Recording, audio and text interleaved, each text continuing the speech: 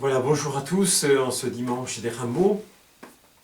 Je vous propose de faire comme dimanche dernier, de prendre ensemble l'évangile d'aujourd'hui. Alors l'évangile des Rameaux, vous savez que ce dimanche s'appelle le dimanche des Rameaux et de la Passion. Parce qu'en temps habituel, nous commençons hors de l'église, nous lisons l'évangile des Rameaux, puis nous rentrons dans l'église et nous lisons tout l'évangile de la Passion que l'on relira le vendredi saint. Et là, aujourd'hui, eh bien, nous ne pouvons pas lire le récit des Rameaux, puisque, tout au moins, nous ne pouvons pas le lire dans l'église, n'est-ce pas? Puisqu'il n'y a pas de bénédiction des Rameaux. Nous ne lirons que l'évangile de la Passion. Mais ça ne nous empêche pas de le méditer. Et donc, je voudrais le méditer avec vous. Vous le trouverez donc dans vos missels et dans Prions en Église, Magnificat, Prières et Paroles, etc. au jour des Rameaux. Et vous le trouverez dans votre Bible à l'évangile de Saint Matthieu, chapitre 21, versets 1 à 11. Jésus et ses disciples, approchant de Jérusalem, arrivèrent en vue de Bethphagée, sur les pentes du mont des Oliviers. Alors Jésus envoya 2 disciples en leur disant « Allez au village qui est en face de vous. Vous trouverez aussitôt une ânesse attachée et son petit avec elle. Détachez-les et amenez-les-moi. Et si l'on vous dit quelque chose, vous répondrez « Le Seigneur en a besoin. » Et aussitôt on les laissera partir. Cela est arrivé pour qu'il soit accompli la parole prononcée par le prophète. Dites à la fille de Sion, voici ton roi qui vient vers toi, plein de douceur, monté sur une ânesse et un petit âne, le petit d'une bête de somme. Les disciples partirent et firent ce que Jésus leur avait ordonné. Ils amenèrent l'ânesse et son petit, disposèrent sur eux leurs manteaux et Jésus s'assit dessus. Dans la foule, la plupart étendirent leurs manteaux sur le chemin, d'autres coupaient des branches aux arbres et en jonchaient la route. Les foules qui marchaient devant Jésus et celles qui suivaient criaient « Hosanna au fils de David, béni soit celui qui vient au nom du Seigneur, Hosanna au plus haut des cieux ». Comme Jésus entrait à Jérusalem, toute la ville fut en proie à l'agitation et disait « Qui est cet homme ?» Et les foules répondaient « C'est le prophète Jésus de Nazareth en Galilée ». Je voudrais juste m'attarder sur trois moments de cet évangile. Le premier, c'est ce qui est dit au début. Jésus et ses disciples, approchant de Jérusalem, arrivèrent en vue de Bethphagée, sur les pentes du mont des Oliviers. Vous savez, Bethphagée, donc vous avez le mont des Oliviers qui est à l'est de Jérusalem. Vous descendez le mont des Oliviers, vous arrivez dans la vallée du Cédron, et puis vous remontez et vous arrivez à Jérusalem. C'est très symbolique ce que Jésus a fait le jour des Rameaux pour inaugurer finalement la semaine, sa dernière semaine sur terre et ses 3 jours de passion. En fait, il a déjà donné, en faisant cette marche de descente et puis de remontée et d'entrer dans le temple, puisque tout de suite après il va rentrer dans le temple, il a déjà donné la signification de ce qu'il va vivre. Vous savez, un peu comme dans un opéra, dans l'ouverture de l'opéra, on a tous les thèmes qu'on va entendre ensuite pendant le reste de l'opéra.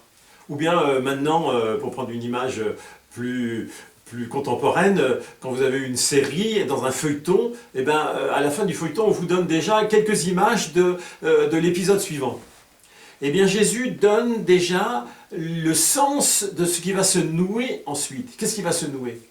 C'est que Jésus va descendre dans le ravin de la mort, pour ensuite remonter à la vie le jour de Pâques, la nuit de Pâques, et entrer dans ce temple qui n'est pas fait de main d'homme, comme dit l'Épître aux Hébreux, qui est le ciel. Voilà. Eh bien, c'est ce qu'il va vivre dans les jours saints, et c'est ce qu'il donne à comprendre déjà le jour des Rameaux. Deuxième notation, sur ces ânes, l'ânesse et le petit d'un ânon. Qu'est-ce que ça veut dire, cela? moi je vois trois réflexions que je voudrais faire à propos de ça. Première réflexion, c'est que ce que Jésus fait en montant sur un âne, une ânesse, un ânon, c'est un geste messianique. Parce que deux prophéties l'avaient déjà annoncé. La première prophétie, vous la trouvez dans le livre de la Genèse, au chapitre 49, au verset 10.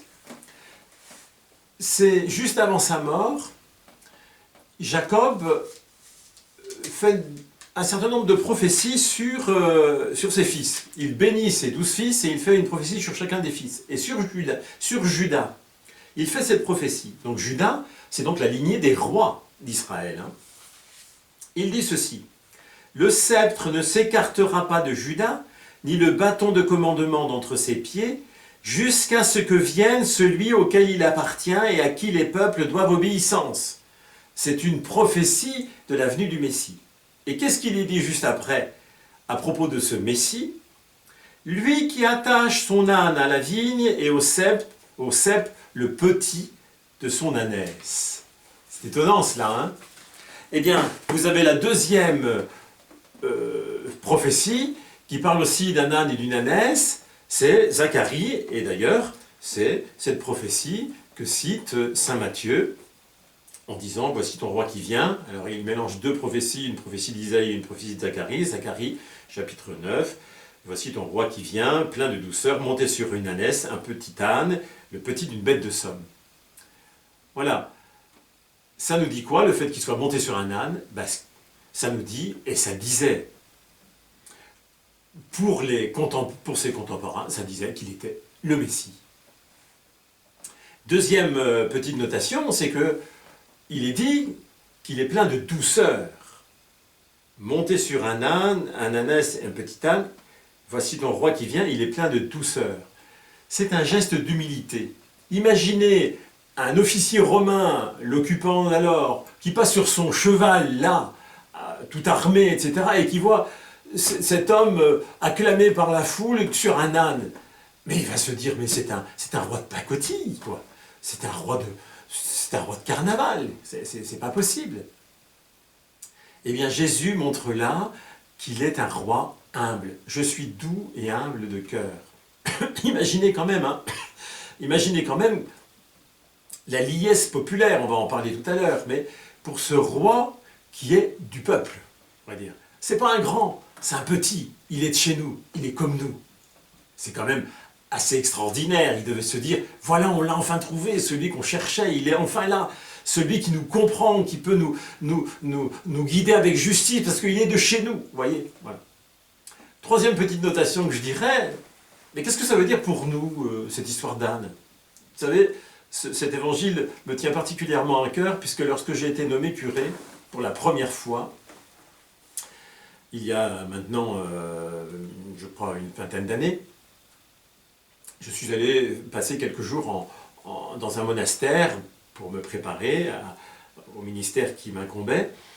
Et puis j'ai demandé au Seigneur, il ne faut pas le faire trop souvent ça, hein, j'ai demandé au Seigneur, écoute Seigneur, donne-moi un texte. Et puis j'ai ouvert ma Bible au hasard et je suis tombé là-dessus. Et j'ai beaucoup médité. Et j'ai beaucoup médité notamment pour comprendre le sens de cet âne, je ne comprenais pas. Et puis au bout de quelques temps, j'ai compris. Et je dis, mais imbécile, pardon, je me parlais à moi-même. Cet âne, c'est toi. C'est toi l'âne. C'est toi dont le Seigneur a besoin. Et c'est marqué en toutes lettres, le Seigneur en a besoin. Le Seigneur a besoin de nous, nous sommes des ânes, frères et sœurs, et des ânesses et des ânons. C'est-à-dire, le Seigneur a besoin de s'asseoir sur un âne, une ânesse, pour entrer dans Jérusalem et pour manifester, pour que les gens manifestent leur joie.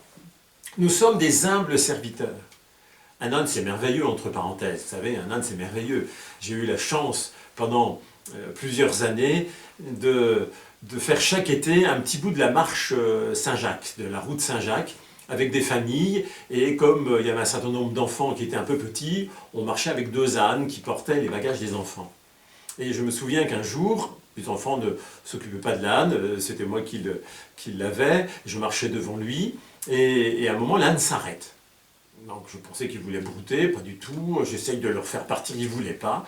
Et à un moment, ils tournent la tête par derrière, et je regarde par derrière, et le pull que j'avais sur les épaules était tombé, et ils voulaient simplement me dire, ton pull il est tombé, il faudrait peut-être que tu le ramasses.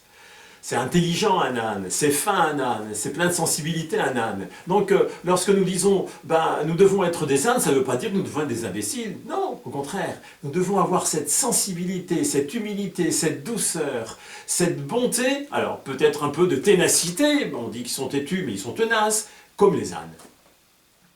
Troisième notation, la joie de la foule. Elle est extraordinaire cette joie, imaginez, hein, les exégètes disent qu'il devait peut-être avoir, c'était la fête de Pâques, hein, qu'il devait peut-être avoir comme 100 000 personnes dans Jérusalem. 100 000 c'est énorme, hein. 100 000 personnes, alors ils n'étaient peut-être pas tous à suivre Jésus, mais enfin ça bouillonnait dans Jérusalem, puis Jérusalem c'est pas très grand pour ceux qui sont allés en pèlerinage là-bas. Et donc il y avait une effervescence assez extraordinaire. Et puis, la coutume, c'était que les gens qui habitaient Jérusalem allaient aux portes de Jérusalem accueillir les pèlerins qui arrivaient de Galilée ou d'autres régions. Et puis, on rentrait en chantant, en faisant la fête. Et là, ils sont tous venus acclamer le Christ. Or, cette joie, quand même, frères et sœurs, elle est ambiguë. Elle est ambiguë, c'est sans doute les mêmes personnes. Ou tout au moins, parmi ceux qui l'acclament, il y a un certain nombre de ceux qui seront, quelques jours après, à crier à mort, ou au moins qui n'oseront rien dire et qui l'abandonneront. Jésus accepte cette joie. Et d'ailleurs, dans un autre évangile, les autorités disent à Jésus, mais fais-les taire. Et Jésus dit, si eux se taisent, les pierres crieront. Il accepte que cette joie soit une joie qui n'est pas très pure. Il sait ce qu'il y a dans l'homme. Il sait que notre cœur est mélangé, mais il accepte cela. C'est tellement beau. Et puis, on va le voir, on ne l'a pas dans le texte d'aujourd'hui, mais si vous lisez un peu plus loin les versets qui viennent, le verset 15 je crois, Jésus va entrer dans le temple, il va nous faire la purification du temple, il va chasser les vendeurs du temple, et là ce sont les enfants qui l'acclament. Les enfants qui disent « Hosanna, Hosanna au fils de David », qui l'acclament. Et là, les autorités disent encore « fais-les taire ». Et ils citent le psaume 8, par la bouche des enfants, des tout-petits, ta louange est chantée. Voilà.